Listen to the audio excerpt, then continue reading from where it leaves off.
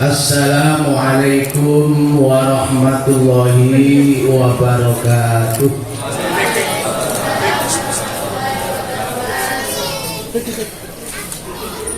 Nahmaduka ya Allah bihamdi syakirin, nusalli wa nusallimu ala sayyidil mursalin. Allahumma antas salam, sallimna wal muslimin. Asyhadu an la ilaha illallah wahdahu la syarika lah, wa asyhadu anna Muhammadan abduhu wa rasuluhu la nabiyya ba'dah. Allahumma salli wa sallim ala nabiyyina Muhammadin wa ali Muhammad. Hadratil muhtaramin, para alim, para masyayikh, orang tua, guru dan sesepuh kami yang amat kami muliakan, beliau Bapak Wakil Bupati yang insya Allah senantiasa diberi lindungan oleh Allah Subhanahu wa Ta'ala selama dunia akhirat, dan mudah-mudahan dimuliakan oleh Allah untuk bisa mendapatkan derajat yang lebih tinggi lagi. Amin.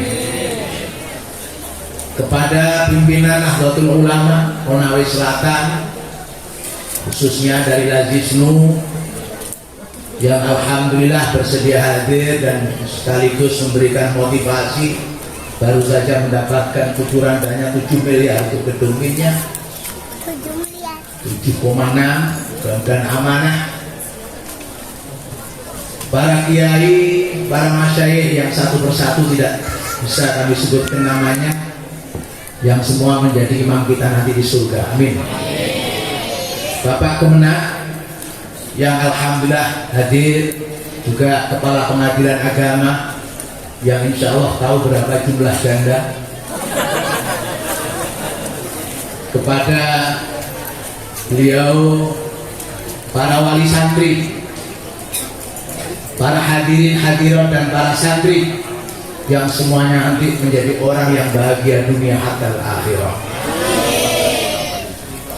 Bahwa ngaji kali ini betul-betul ngaji karena kita diingatkan oleh Gus Bahak bahwa NU itu seringkali melupakan asalnya. Teman-teman kita ini nggak ngaji tapi pengajian, hingga kemudian ngaji itu ada unsur-unsur yang kadang-kadang non ngaji itu masuk, gamelan, hiburan-hiburan yang lain. Nah, tradisi Gus Bahak itu ngaji.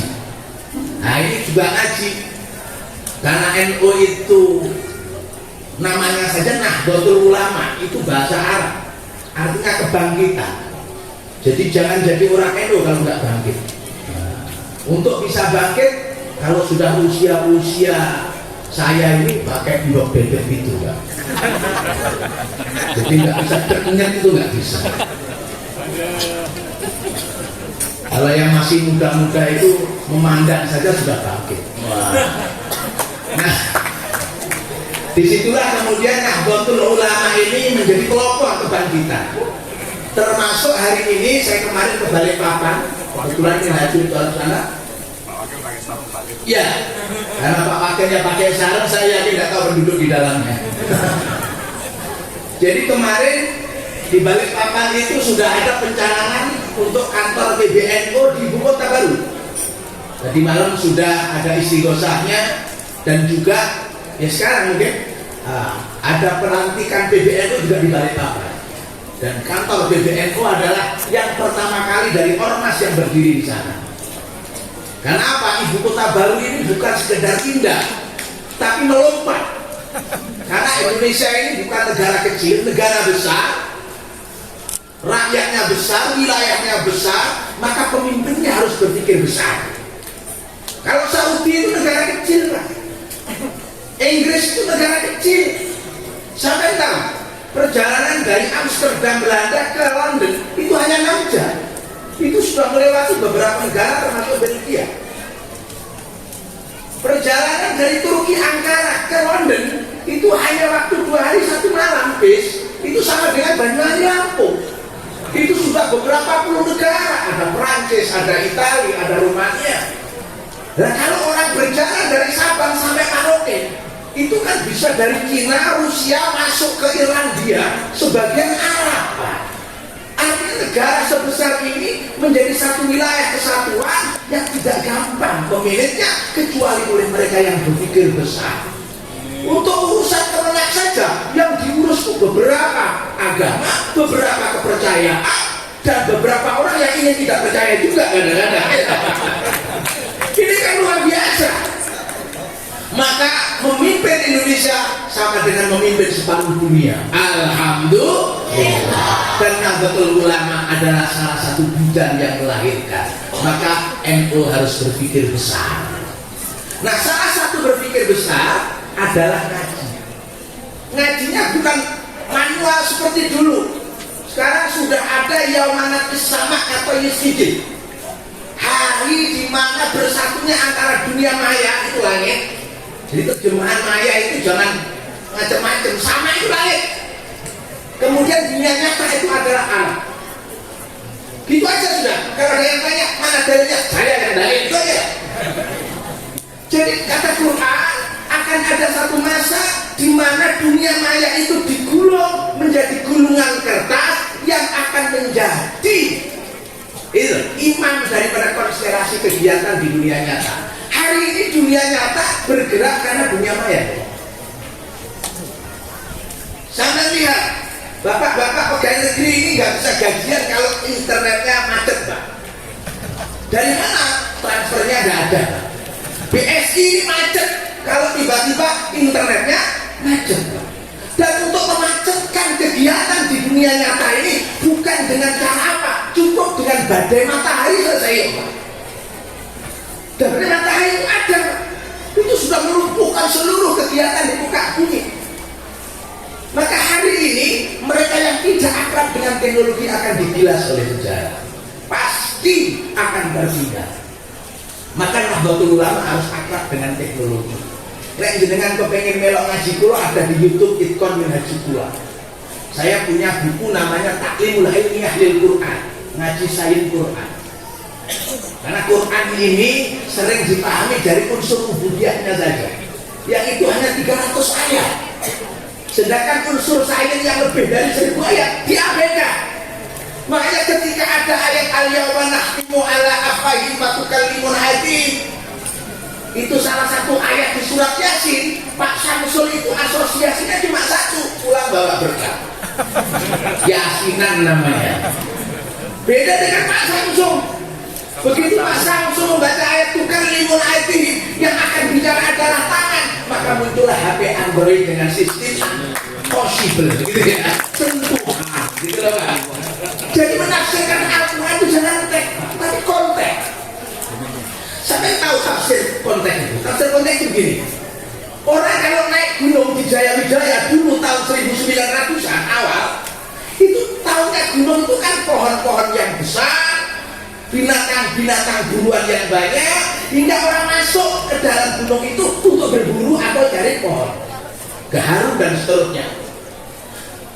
Tapi berpikir konteks orang Eropa dengan ekspedisi Carleton masuk ke Gunung Jaya-Wijaya, tahu konteksnya gunung bukan pohon, konteksnya gunung bukan binatang buruan, tapi kandungan tambah emas yang melahirkan PT Freeport.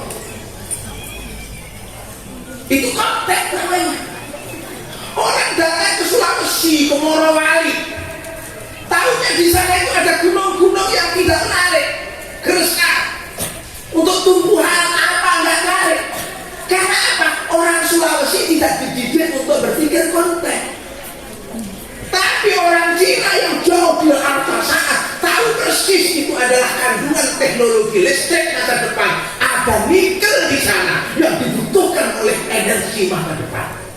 Maka yang terjadi apa? Ibu kota Morowali berpindah ke dalam pedalaman gunung. Karena apa? Konteksnya adalah penghasil nikel. Sayangnya pemerintah Sulawesi Tenggara itu apa ya, gaptek. Saya 10 tahun mendirikan pondok itu sudah pesen dirikan sekolah ke nikel, sampai sekarang tidak pernah ada sekolah nikel. Itu saja sudah nggak usah buat. Kenapa? Jangan sampai menguasai teknologinya. Orang Indonesia itu cerdas-cerdas, Pak. Dari pedalaman Sulawesi sekarang seluruh teknologi aeronautika, pesawat Airbus, pesawat Boeing itu nggak bisa kalau tidak menggunakan hak patennya Habibie yang lahir di desa di Sulawesi Selatan sana. Jadi Boeing, itu semuanya McDonald, itu semua itu Airbus, itu pakai namanya Mastercard. Dulu itu pesawat kalau dipakai terbang 2 kali retak. Maka Habibie memunculkan teknologi bodi pesawat itu kuat untuk beribu-ribu kali terbang. Itu yang punya Habibie. Wong desa, jangan dikira orang Indonesia itu bodoh. Pinter, Pak. Maka yang membodohkan adalah pemerintahnya sendiri. Enggak guys, sekolah nih gitu loh, Pak. Mestinya Pak Ali masih bikin sekolah di Minhajul Tua. Alhamdulillah. Itu namanya konten. Ini pakai siaran langsung, Pak. Saya yakin kalau dia lihat FB-nya tahu sih apa sih gubernur sama dengan saya kan. Saya rakyat berhak. Ini penting, Pak. Supaya kita jadi penonton. Sampai kalau ke Morowali, penduduk setempat itu beliau, Pak, pegawaian. Sewa kos, cuci-cuci piring. Kenapa? Gak dididik keterampilan ikan. Saya sudah mendirikan pesantren di Koili Bangga, di Luwuk sana, dekat Morowali. Saya tahu persis. Dan ini kan penting toh, Pak. Penting. Kita harus jadi tuan rumah di negeri sendiri. Alhamdulillah. Saya ini ngaji, Pak. Ngaji ini ada di FB saya, namanya MT Marbeka, nanti bahasa Arab. MT itu bisa bahasa Arab, Pak. Kudu bisa. Niki kalau juga ibu dul, bukunya Mabaina Torfain, pandangan dua arah. Orang itu kalau berpendapat jangan monolog, tapi dialog. Kenapa? Karena dialog itu sifat Tuhan. Begini, Pak, ya. Ya, ini konteks lagi. Allah itu tidak dikenal. Tidak dikenal. Soalnya, makanya kul huwanya itu siapa? Tidak dikenal. Lalu muncullah kata Allah, yang dimaksud tidak dikenal itu saya, Allah. Baru kenal Allah. Lah Allah itu memperkenalkan dirinya dengan 2 sebutan. Ya. Kalau jenengan menyebut Pak Rasid ini wakil bupati, itu sebutan jabatannya. Kalau sampai menyebut Pak Rasid itu wali murid, berarti dia adalah sedang ada di sekolah anaknya. Nah Allah demikian mengenalkan kepada kita itu dengan 2 sebutan. Yang pertama ilahun. Makanya ada awalan doa Allahumma, itu dari kata ilahun, artinya Tuhan. Ngaji loh, Pak, itu, Pak. Ngaji. Yang kedua Rabbun. Allah itu memperkenalkan dirinya dengan sebutan Rabbun. Makanya awalan doa ada namanya Rabbighfirli, Rabbana Atina. Apa artinya Rabbun? Artinya penduduk. Di Al-Quran itu ayat-ayat yang dimulai dari kata ilahun itu monolog, Pak. Otoriter, nggak bisa dibantah. La ilaha illallah, nggak dibantah. La ilaha illa anta, nggak dibantah. Tapi kalau sudah menggunakan kata Rabbun, Allah itu menyediakan dirinya untuk diajak dialog, Pak. Jagongan, egaliter. Contoh dengan malaikat itu kan makhluk yang paling berat, gak tahu ngengkel. Tapi kalau Allah menggunakan kata Rabbun, oleh ngengkel, Pak. Wa iqala rabbuka lil malaikati inni ja'ilun fil ardi khalifah qalu ataj'alu fiha may yufsidu fiha wa yasfiku dima. Di situ apa? Wa iqala rabbuka, bukan wa iqala ilahuka. Makanya posisi yang paling tinggi di dunia ini bukan presiden, bukan gubernur, bukan. Posisi yang paling tinggi di dunia itu adalah guru, Pak. Murabbi.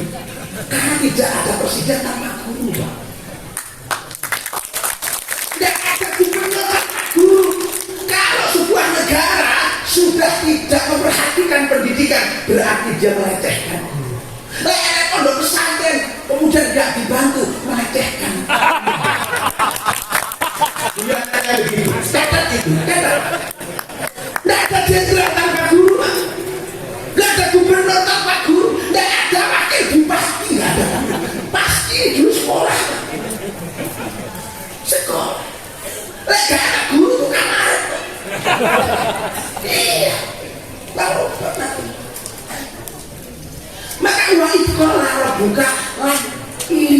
nalikane ngendika sapa roh bukan guru gitu aja.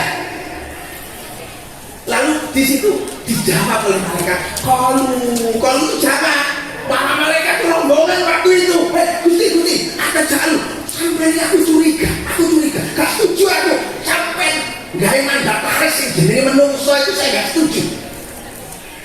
Wah, nahnu nusabbihu bihamdika apa belum cukup saya ini tidak balik Soeharto apa belum cukup saya ini muti Pak kok segain makhluk yang berengkelan. Nah, apa itu namanya wayas ikut dimana manusia itu sudah dicurigai jadi kalau sekarang ada manusia seperti geger itu tepat kecurigaan masyarakat itu yang pertama. Ini ngaji loh Pak, ngaji. Yang kedua coba dengan manusia, salah satunya Ibrahim. Wa idqala Ibrahimu Rabbi arini kaifa tuhyil mauta qala awalam tu'min. Itu jagoan Allah dengan Ibrahim, bukan dengan malaikat. Dialog di situ bukan wa idqala Ibrahimu, bukan ilahi, bukan, tapi Rabbi. Wa idqala laki lingo nalikane ngendika sapa Ibrahim Rabbi tuh guruku. Ini Pak mulia ya guru itu Pak. Makanya IAIN itu adanya fakultas tarbiyah. Artinya apa? Fakultas ketuhanan. Bukan, itu fakultas pendidikan. Oke. Ya begitu ya Pak pengadilan agama ya. Fakultas tarbiyah itu artinya fakultas pendidikan, bukan fakultas ketuhanan. Cuma di Indonesia roh itu seringkali diartikan Tuhan. Ya tidak masalah. Cuma seringkali guru itu memposisikan sebagai Tuhan kok paling pintar. Guru sekarang itu sebenarnya gaptek. Guru itu sekarang sering sambat capek, sering sambat banyak jam. Maaf Pak, kalau ada guru mengatakan capek, itu guru yang ketinggalan kereta. Kenapa? Sekarang untuk pembelajaran transfer of knowledge itu cukup pakai ini loh Pak. Nanti pindah judul harus pakai ini. Ini bukan musuh. Dulu itu kalau orang di wisuda pakai toga itu fotonya di depan rak buku. Itu ketinggalan. Sampai cari referensi di buku. Kalau tahu nggak ketemu Pak. Tapi buka klik ini saudara Google al-alim al-alama. Tahu. Ya. Tahu. Jadi guru sekarang nggak boleh sambat. Saya percaya tahun depan sudah ada namanya metaverse. Ya, metaverse. Kalau pondok pesantren nggak menggunakan itu ditinggal. Kenapa? Metaverse itu orang masuk ke dalam dunia maya dengan sistem animasi. Nanti gambarnya ya Wilda, gambar saya di mana nggak perlu tahu, tapi saya biasa hadir di mana-mana. Jadi saya bisa hadir dalam satu waktu di 10 tempat. Di 10 tempat. Bayangkan, saya bisa ngajar dan murid-murid saya nggak perlu pulang. Itu dari rumah, keluar enggak? Ya di rumah. Dia menggunakan konsep metaverse itu ya di rumah. Maka saya ngajar di mana bisa. Bahkan ketika meninggal pun Pak Yai masih bisa ngajar lewat YouTube-nya. Diajar oleh siapa? Almarhum. Gitu ya. Dulunya para almarhum itu. Kenapa? Jadi kan buka YouTube saya dipasih yang besar itu atau pakai HP masing-masing terus enek kita kan selesai toh. Umpama zaman Imam Ghazali Ibnu Sina ada dulu almarhum Imam Ghazali guru. Jadi besok gak salah kalau mengaji pula mendatangkan guru besar profesor doktor siapa gak salah, cukup membeli token animatornya Pak Profesor Doktor token gitu kan pasti token itu metaverse itu token. Makanya pesantrennya juga sudah harus mendirikan namanya pesantren metaverse. Ini dunia Pak, dunia ini. Nah, di sini ada judul yang saya baca ini al-ulya was-sufla. Bismillahirrahmanirrahim. Al-ulya utawi iki bab nerangake tentang posisi atas, was-sufla dan bawah.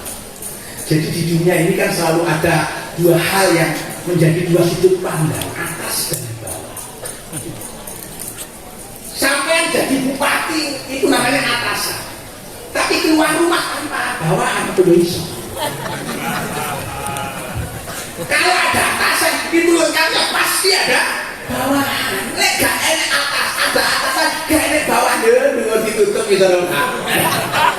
Nek itu gandu. Dan bawahan, jadi harus lengkap itu. Pak polisi, Pak, semuanya pakai atasan. Kalau Pak Agung ini tadi atasannya itu baju takwa, bawahannya sarung. Kenapa pakai sarung? Karena sarung itu cocok dengan kesatuan Indonesia Republik apa? Demokrasi. Karena penduduk di dalam bergerak bebas. Alias mulia. Coba terbantah. Makanya dia itu rata-rata anaknya banyak. Banyak. Karena penduduknya ngotot terus. Al-Ulia ada pun posisi atas. Ini ya. Muradifun sesuai linai taksi siwal kuwati wal karam.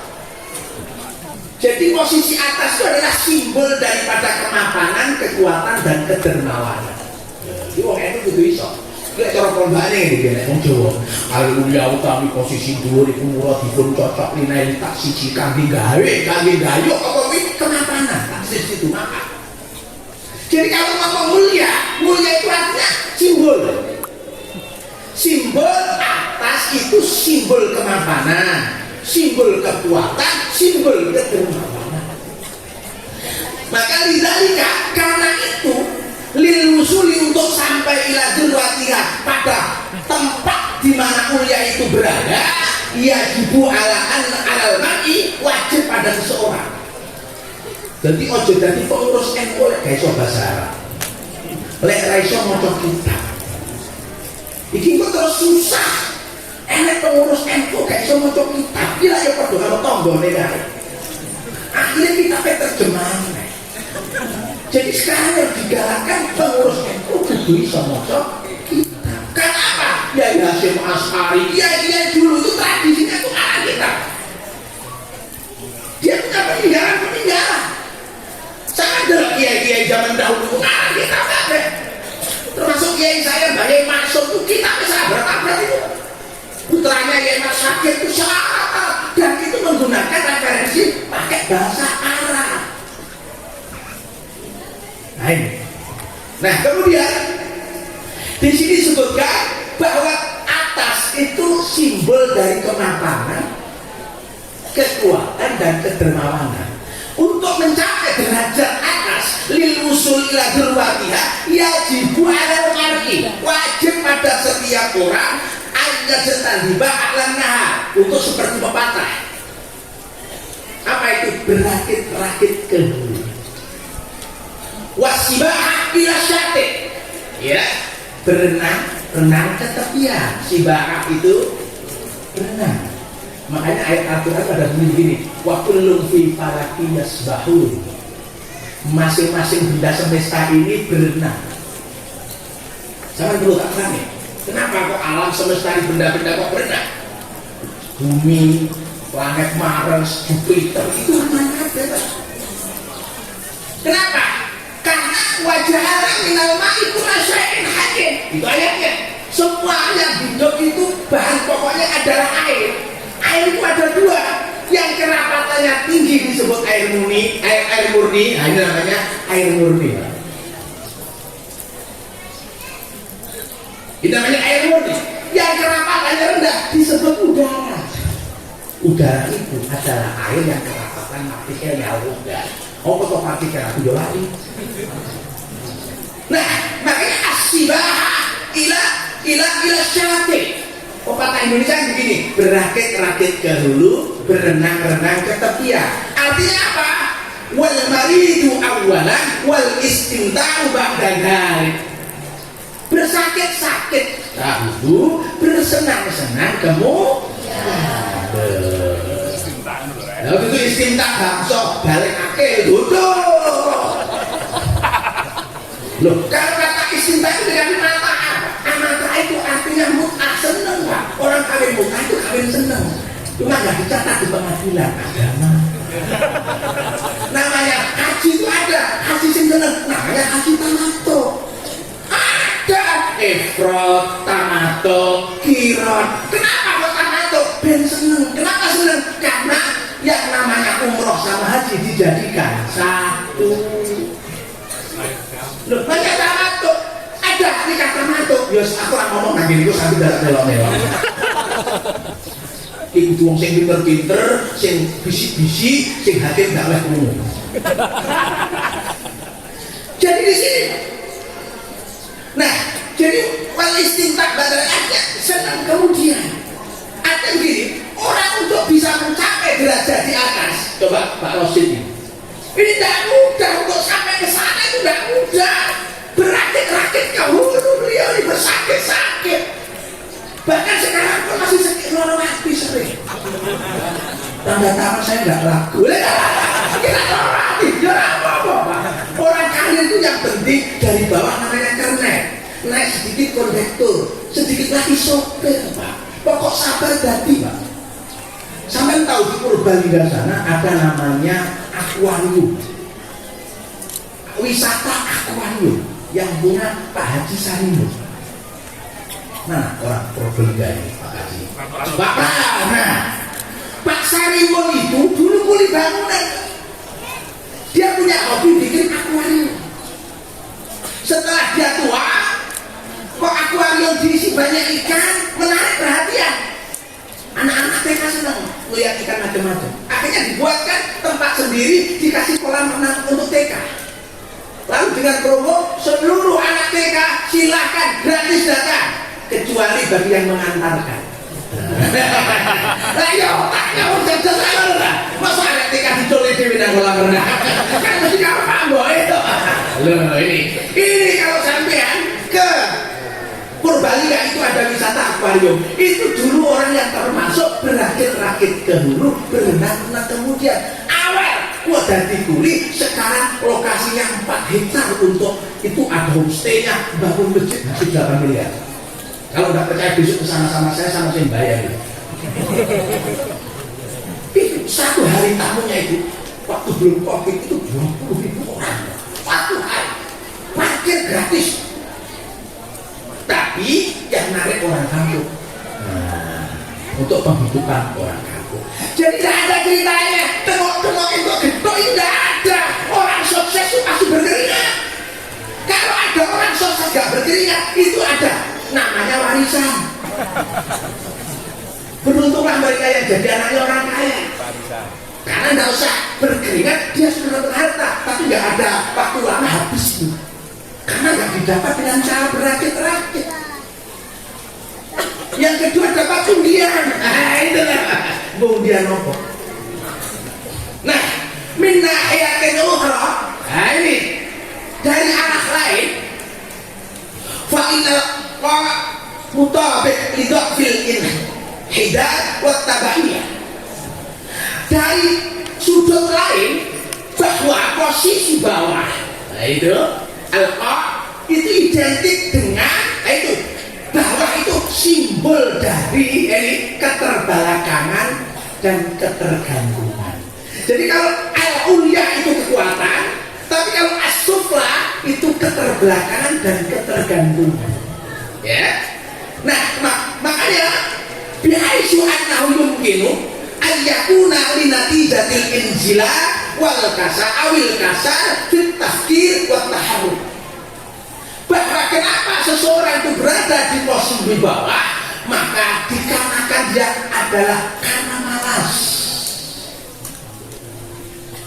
Ya. Karena tertutup, tidak mau berpikir dan malas gerak, mager. Jadi orang di bawah itu begini, miskin itu di bawah namanya. Itu ada dua, ada kemiskinan struktural, ada kemiskinan kultural. Ini Pak Lazis harus tahu nih. Kemiskinan kultural itu adalah orang itu punya budaya miskin, judi, foya-foya, malas kerja, itu sudah namanya dikai modal pirantai. Entah karena kulturnya begitu. Ada namanya miskin struktural, itu miskin diakibatkan oleh regulasi. Pemerintah membuat aturan, yang aturan itu tidak mengakomodir kekayaan bagi masyarakat. Contoh, pengelolaan nikel kepada asing, itu namanya kalau ada kemiskinan di sekitarnya, itu namanya kemiskinan struktural. Maksud di sini loh Pak, saya pakar sosial, ini ilmu loh Pak. Sama tidak ini. Ada orang Cina datang ke sini mengelola nikel, kemudian tidak melibatkan orang kampung, lalu orang kampung menjadi miskin, maka yang salah pemerintah. Nah, pemerintah ini harus meminterkan dulu. Makanya dulu di Madura itu ada Basra. Basra itu kumpulan para ulama yang menentang pembangunan jembatan Madura. Pak Harto bingung, ini kok mau ditentang bagaimana? Dia hanya minta sebelum ini dibangun, pinterkan dulu orang Madura. Kenapa? Dengan adanya jembatan Surabaya Madura jadi satu, maka Surabaya akan melebar menjadi Madura, dan orang Madura yang bodoh akan menjadi penonton. Maka pinterkan dulu. Pemerintah memberi Universitas Negeri Bangkalan itu. Makanya besok untuk nikel ini ada Universitas Negeri di Konawe Selatan. Wah, untuk penduduk sini gratis sampai pokok. Wah, itu namanya menyambut supaya tidak terjadi kemiskinan struktural. Aku yang ngomong nih, tapi mereka yang ngaji yang ngomong nih. Ini disebutkan bawah itu identik dengan kemalasan, ketergantungan kepada pihak lain. Kamakola seperti hanya bersabda Nabi Sallallahu Alaihi Wasallam, al-yadul ulya khairum minal yadis sufla. Ini ketemu, tangan yang di atas itu lebih baik daripada tangan yang di bawah. Contoh, tangan yang di atas memberi. Orang memberi itu kan kok gini ya. Makanya sampai ya saya kalau ke pasar, ke supermarket itu saya dikomentari oleh netizen. Banyak kok mesra banget kok sama punyai, digandeng terus tangannya. Itu lagi diculik di punya apa-apa. Banget Pak, ATM jebel. Akhirnya apa? Lihat dulu ya itu kaya. Konteksnya hadis ini, orang yang kaya, dermawan itu lebih baik dengan orang yang menerima sedekah. Makanya sebenarnya minhaj tua ini lebih rendah dibanding para hujat. Kenapa? Para hujat memberikan hartanya kelas baru ini. Maka bagaimana kontribusinya atas bawah? Donganya semua jadi haji mabrur. Alhamdulillah. Karena di dunia ini Pak, tidak ada satu negara yang bisa mengkoleksi dana rakyat sebesar Indonesia. Tidak ada. Sama kayak Amerika, sama kayak Saudi, sama kayak Inggris. Tidak bisa. Hanya Indonesia yang bisa mengkoleksi uang rakyat nganggur metekur tanpa bunga. Ya hanya di Indonesia lewat haji yang sudah antri puluhan tahun nganggur metekur rakyat yang jalo. Rakyat jalo 25 juta. Kapan berangkat? 10 tahun ada. Berarti 25 juta kali berapa ratus ribu kali berapa juta? Tengok duit nang DSI. Diuter-uter BSI untuk direm apa-apa ya masalah. Tapi saya untuk ini alhamdulillah. Kan begitu aja. Nggak ada duit nggak bergerak. Duit itu bergerak. Dan nggak ada Indonesia itu hebat. Makanya kalau dikatakan orang Indonesia itu miskin, tidak. Indonesia itu rakyatnya kaya. Kenapa? Titip gue 20 juta nggak pernah ditagih, nggak pernah ditanyakan, dijalannya saking percaya nih karo negara. Coba ada rakyat di mana pun? Tidak ada. Anak saya itu daftar sudah 10 tahun yang lalu. Haji mungkin ini corona ini 26 mungkin bisa 27. Saya tanya kata kok dia mau itu namanya ada dulu ya. Makanya di Indonesia, di Arab, di Islam ya khususnya, wudhu itu tidak wajib. Yang wajib itu sholat, tapi tidak sempurna sholat tanpa wudhu. Cari duit tidak wajib, tapi dikarenakan zakat rukun Islam, haji rukun Islam, menggunakan duit, maka mencari duit hukumnya wajib. Apa ada zakat itu nawaitu an ukhrija zakat bil ababi. Niat ingsun ngetokne zakat kelawan abab. Enggak ada.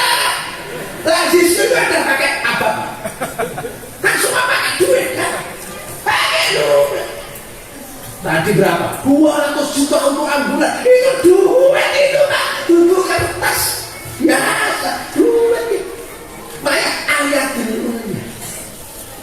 Sampai percaya, saking sayangi Allah nangis penungso, lek duit kuwi penting karena Gusti Allah dikai kuncine golek duit ben sugih.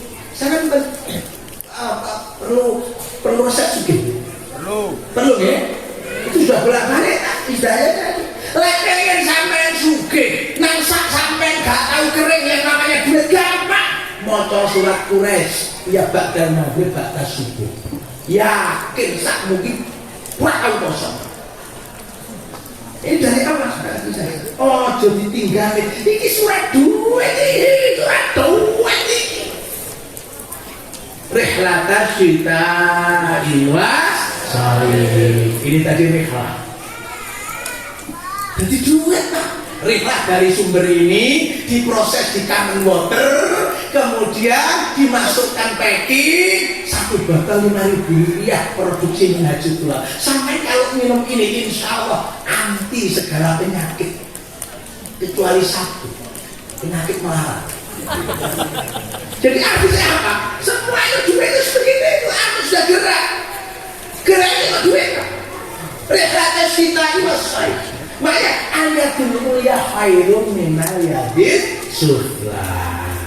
Oh, terus nih hadal hadis utawi iki hadis iku yatfa'u mendorong kula fardin malikul li fardin kanggo masing-masing pribadi libat li usai juhdi untuk mengerahkan segala daya kekuatannya lil wusul ilal markazil awwal untuk sampai ke posisi atas. Apa? Wastikhdami ditamkini ulaikal ladzina la yazaluna fil markazis sufla. Untuk apa ketika orang sampai di posisi atas? Untuk menciptakan harmonisasi hubungan sosial dengan kalangan bawah. Jadi kalau Pak Rosyid naik menjadi bupati nantinya, itu bukan untuk pisah dengan yang bawah, justru untuk kalau di atas membuat mesin harmonisasi bagaimana yang bawah itu tidak silo melihat yang atas. Nah itu dicontohkan. Bagaimana harmonisasi sosialnya? Ayo, limada, kenapa demikian? Li'annahu la yujadu ra'isin biduni makusi. Tidak ada pemimpin tanpa bawahan. Tidak ada pejabat tanpa rakyat. Kalau ada pejabat tanpa rakyat itu ketoprak. Ketoprak itu kan ada ya? Di panggung, rakyatnya nggak ada. Yang ada itu panglima. Yang ada itu pedono. Rakyatnya nggak ada. Nggak ada rakyatnya. Sandiwara. Nah ini kemudian biaya itu yasbah tansikul alaqah bainal isnain ma'dharan jamilan litakwin al-istimai. Ya. Untuk apa? Untuk harmonisasi, Pak. Harmonisasi. Seperti apa? Wa kama qala Umar bin Khattab, ini Umar bin Khattab yang ngomong. Ana aswa'u raisi daulatin idza sabitu wa sya'bi jami'. Saya ini seburuk-buruknya kepala negara. Andaikan saya kenyang sementara rakyat saya lapar. Itu yang bilang Umar bin Khattab. Nanti Pak Rosyid bisa mengutip ini. Saya seburuk-buruk pejabat ketika saya kenyang sementara rakyat saya lapar. Ini Umar bin Khattab. Kalau tadi kan Pak Rosyid sudah mengutip Karno, sudah mengutip Jepang, Hirohito. Sekarang mengutip dari Umar bin Khattab. Nanti kemana-mana bilang itu. Saya seburuk-buruk wakil bupati, sementara saya kenyang rakyat saya lapar. Langsung saya Pak lapar. Banyak. Itu banyak. Tapi insya Allah nggak usah khawatir. Jenengan keluarkan sedekah, jenengan percaya Allah akan memberi kekayaan yang berlipat ganda. Alhamdulillah. Hatta karena ini dicontohkan oleh Umar, sehingga ia ngerti tadi lihamlil qadhi binafsi, dia bersedia memanggul sendiri gandum, wa isolihi ila fuqaraihi, lalu mengantarkan gandum itu kepada orang fakir yang membutuhkan, khaufan min tahammuli khati'ati ihmali, karena khawatir dia besok mendapatkan pertanyaan yang sulit ketika di akhirat. Ceritanya begini, Umar bin Khattab itu nggak pernah diem kalau malam, keliling kampung. Kalau sekarang apa namanya? Keliling kampung. Belusukan. Saya suka ada rumah yang lewat itu ada api yang sedang menyala, perapian. Oh, itu. Assalamualaikum. Ternyata di dalam ada seorang ibu yang anaknya sedang menangis. Kenapa ibu? Saya masak. Kenapa masak? Ya ini pakai air, pakai batu. Lu kenapa nggak ada gandumnya? Ini pemerintah Umar itu bodoh. Ada rakyat lapar nggak dikasih bantuan. Yang mendengar begitu tuh pemimpin sendiri langsung pulang, bawa gandum sendiri dipikul. Ajudannya bilang, Mama, bos saya ngikut. Apa kamu berani rangkul dosa saya? Tak pikulnya dere. Wah, besok kalian tengok Pak Rojet mikul Pak. Kau nanti kau nang pondok, mikul beras, kue kau nanti pondok, kau nanti jangan. Makanya sekarang daftar jangan minta ke beliau. Kata beliau, survei beliau, kalau orang bercerai di bawah 5 tahun perkawinan itu karena ekonomi lemah, betul. Nah kalau di atas 10 tahun itu karena sugih. Jadi orang sugih itu kakek pola. Akhirnya cerai. Makanya dongan ini sugih loh, tapi duit iman sing kuat. Alhamdulillah. Jadi di sini dicontohkan harmonisasi hubungan itu. Nah kemudian kaifa taghyiru masiril mar'iyah as-sufliyah ilal mawdi' al-a'la. Bagaimana merubah posisi bawah menjadi atas? Nah, bagaimana merubah posisi as-sufla menjadi al-ulya? Nah, sebagai penutup di sini disebutkan al-jawab bitaba yajibu ala kulli fardin ayyakuna jadan fit dirasah wa ta'zizi maharatin wahidatil qira'ah wa idaratil farsi wa idaratil farsi. Jawabnya untuk merubah yang bawah menjadi atas itu adalah setiap orang harus mengutamakan pendidikan, ilmu. Itu kata kunci lah. Ya, dirosah ini. Kemudian buat ta'ziz ma'ruf dan meningkatkan keahlian, skill. Jadi orang itu mendidik dirinya sendiri dan menguatkan dengan skill. Pulang dari pondok minimal punya skill apa? Cukur rambut. Itu sudah skill namanya. Satu kepala 10.000. Kalau sehari saya kira haji Pak setahun. Itu hanya cukur rambut. Itu kalau di bahasa Inggris kan barbershop itu sudah 50.000. Kopi secangkir itu 5.000, sudah disebut kafe 20.000. Makanya bahasa Inggris itu meningkatkan. Iya Pak. Pas pangkas rambut itu cuma 20.000, barbershop 50.000. Kopi, warung kopi secangkir 5.000, kafe iso 50.000. Diperubah bahasa Inggris, makanya ilmu itu penting dan keahlian lebih penting. Makanya pendidikan sekarang itu sebenarnya maafin saya mau cerita dulu. Ada orang bertanya ke saya, Pak Yai, kenapa ya orang dulu kok pintar-pintar? Karena pendidikan orang dulu itu menggunakan sistem kurikulum prototipe. Nah, sekarang ini kan lagi digalakan oleh Pak Nadiem ini. Kurikulum prototipe bukan kurikulumnya Nadiem, bukan. Itu kurikulumnya Ibnu Sina, itu kurikulumnya Imam Syafi'i. Dulu itu beda kan sekarang. Sampai dua anak SD, SMP, SMA itu sopo. Maaf. Diajari matematika, ternyata matematika ya orang iso. Diajari bahasa Inggris, ternyata ya orang ahli. Quran ya orang iso maca. Terus apa? bonus pro kita itu. Coba lihat pendidikannya Ibnu Sina sama Imam Syafi'i sama. Usia 0 tahun sampai 10 tahun fokus Quran. Hingga kemudian yang terjadi 10 tahun Imam Syafi'i hafal Quran, Ibnu Sina 10 tahun hafal Quran. Lalu setelah punya pegangan hafal Quran, fokus ke peminatan. Tahu gak peminatan toh?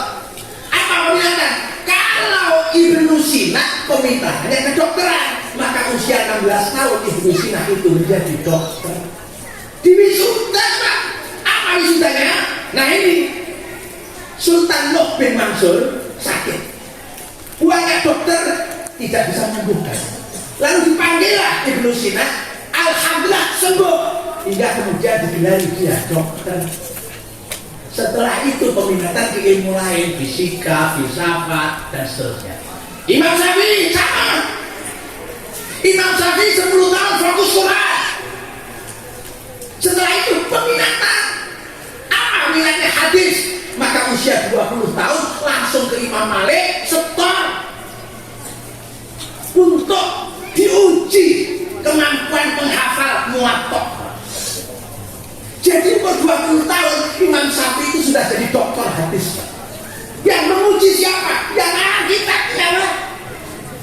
Langsung sumber aslinya Imam Malik, Muwatta.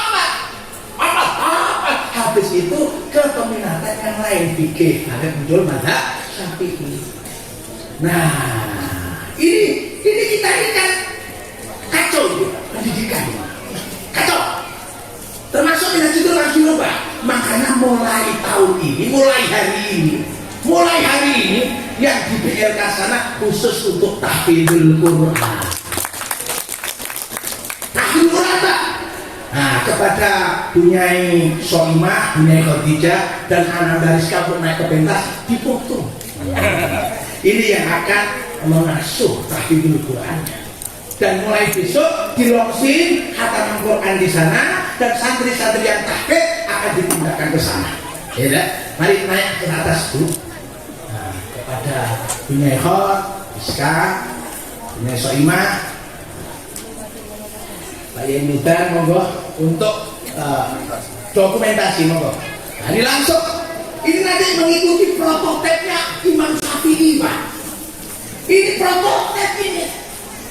Pak Nadir itu tawarin pendidikan aja kaya mbiyen ya lho, zaman Imam Ibnu Sina. Monggo silakan. Nah. Ayo sini bisa. Ya. Di samping saya ini adalah Bunyai Khadijah Al-Hafidhah. Beliau ini alhamdulillah sudah membuka tahfidzul Quran di 6 tempat.